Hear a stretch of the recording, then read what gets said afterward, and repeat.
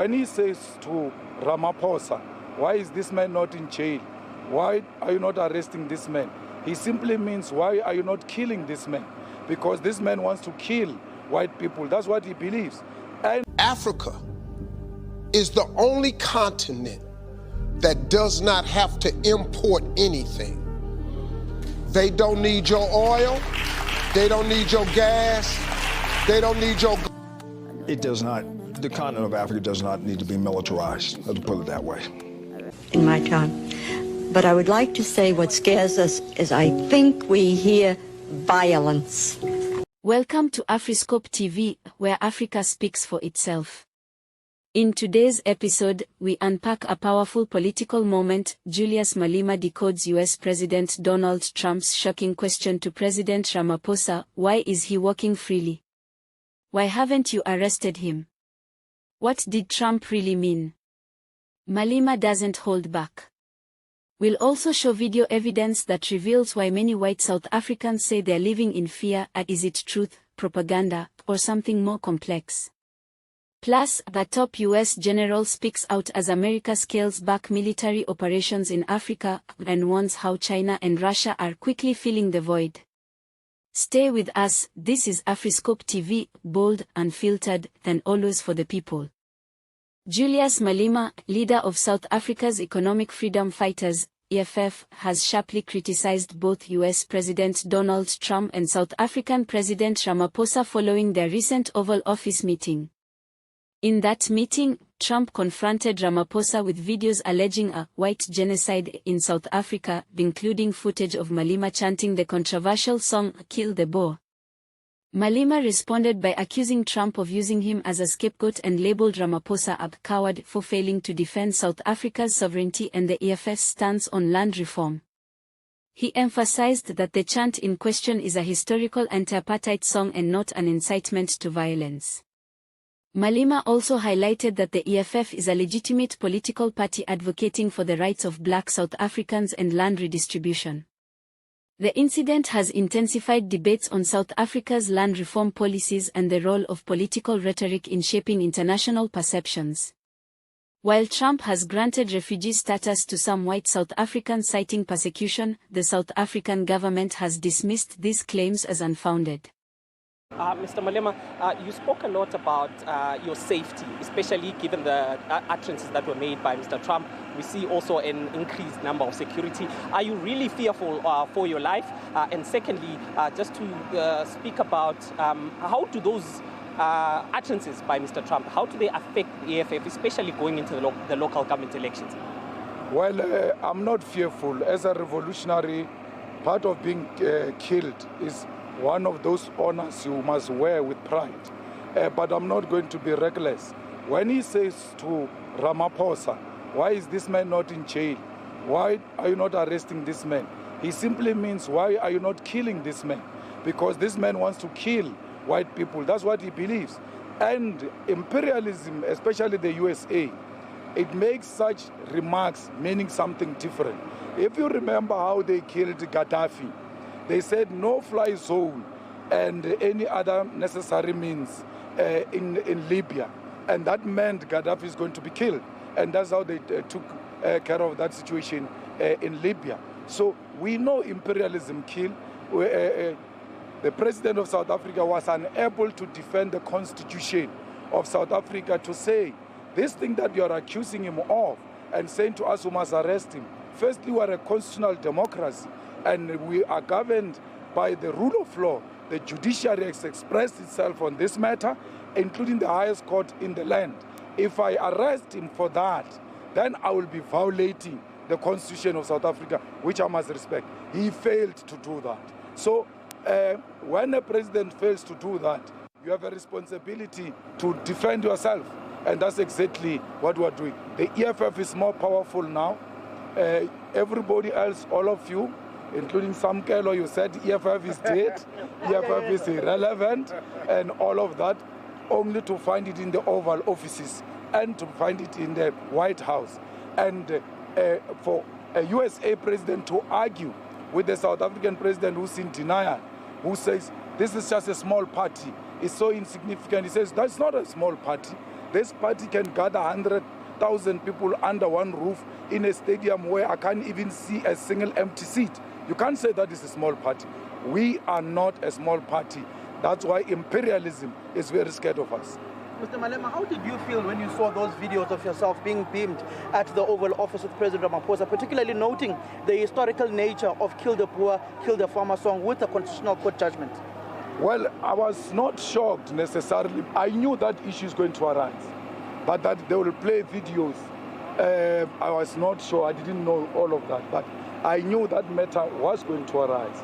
And I was very interested to hear how the president is going to defend the struggle song that the ANC has defended throughout the history of that song. He couldn't defend the song as a heritage. He couldn't defend the song as a struggle song. He couldn't explain the song that it doesn't in any means necessarily refer to literal killing of white people. It was used in reference to a white supremacist system of oppression in South Africa. He couldn't do that.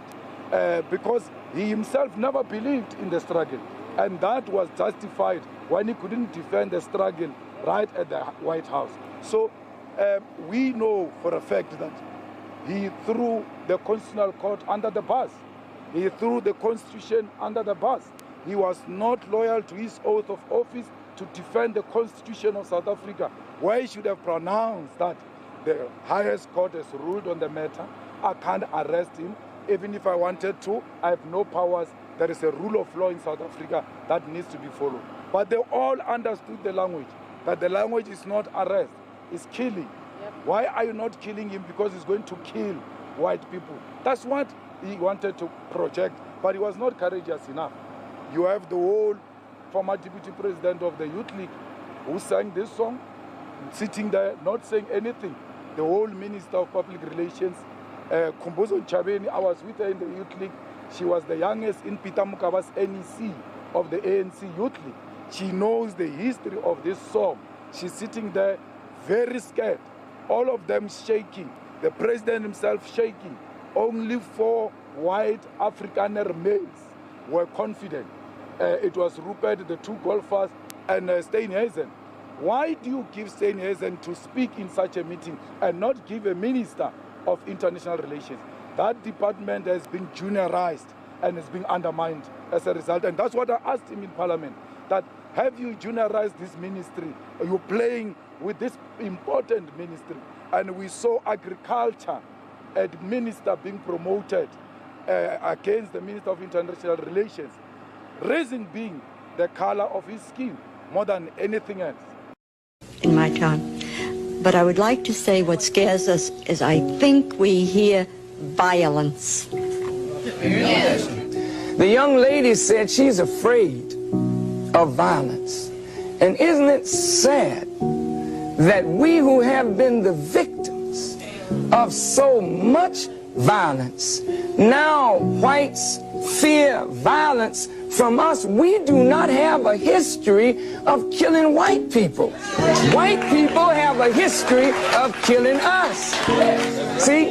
And what you fear, may I say this, sir? What you fear, and it's a deep guilt thing, that white folks suffer. You are afraid that if we ever come to power, we will do to you and your fathers what you and your people have done to us. And I think you are judging us by the state of your own mind, and that is not necessarily the mind of black people. You see these couple of blacks sitting here now? Yeah. Would you like to shoot them? Not at times, yes. So this is where you actually crossed the street, was it? Yeah, this is where I crossed the street, yes. Were you shooting at this time? No, not at this stage. How are you? I'm a footman. Where's this chap? Yeah. Who is he? No, I don't know him. He's a fan. What's he saying? Congratulations. Yeah, congratulations. Do you speak any English? Yes, I can speak English. What were you telling him? You tell him congratulations. You did what nobody got the guts to do. You did the right thing. Yeah. I think so.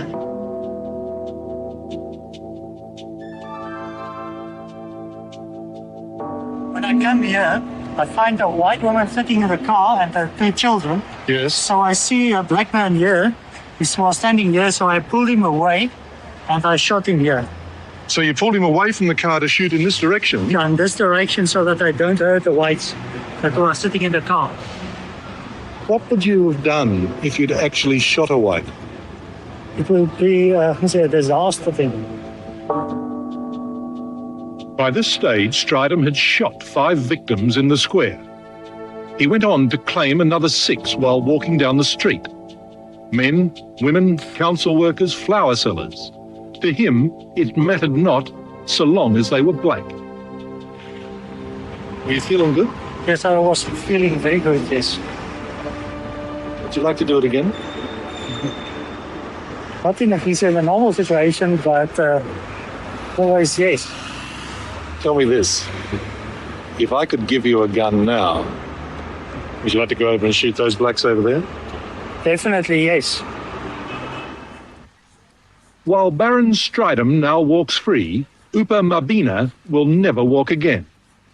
He's one of 15 survivors of Stridham's murderous rampage. He's 44 and the father of 2 boys. Disclaimer. This video is for educational and informational purposes only. Afriscope TV does not promote violence, political unrest, or military actions. Content is based on publicly available sources and journalistic analysis. Viewers are encouraged to verify facts independently. Afriscope TV is an independent media platform with no affiliations to any government or political entity. A top U.S. military leader has issued a stark warning: terrorist groups in Africa are growing fast and could soon have the capability to strike the United States. General Michael Langley, head of U.S. Africa Command, AFRICOM, described the Sahel region as the current epicenter of global terrorism, citing dramatic growth in militant groups like Al-Qaeda in the Islamic Maghreb, ECOWAS, and Jamaat Nasr al-Islam wal-Muslimin. Both groups have tripled or quadrupled in size since 2022, spreading rapidly across Mali, Burkina Faso, and Niger. Langley warned these groups are expanding toward West Africa's coast, aiming to diversify their funding through smuggling, arms trafficking, and human trade, and eventually use that access to launch attacks beyond Africa, including on U.S. soil.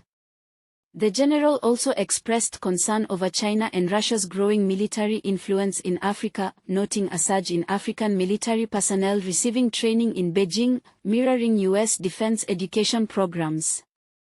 Meanwhile, U.S. forces continue counterterrorism operations, including a recent airstrike against Al-Shabaab in Somalia, where Islamist insurgency remains active. That's my perspective. Do you have a counter-strategy? Do we have a counter-strategy as far as to... China, Russia, their presence, because you say it doesn't align with the shared values? Well, what we watch is, it does not, the continent of Africa does not need to be militarized, let's put it that way.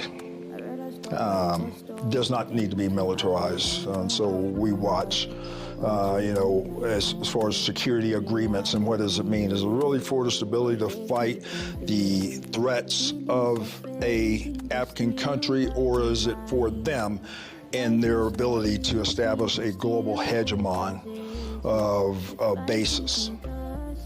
That's what concerns us. We'll have to leave it there for now. Thank you very much. Right. General Michael. Africa is the only continent that does not have to import anything. They don't need your oil, they don't need your gas, they don't need your gold, they don't need your food, they don't need your rice, they don't need your cattle, they don't need your corn, they don't need nothing. It is the only continent that does not have to import anything. If this video sparked new thoughts or gave you fresh insights, don't forget to like, share, and subscribe to Afriscope TV. There is still plenty to explore, and we're committed to delivering clear, bold, and honest content. Until next time, stay informed, stay engaged, and stay free. This is Afriscope TV, the lens of African news.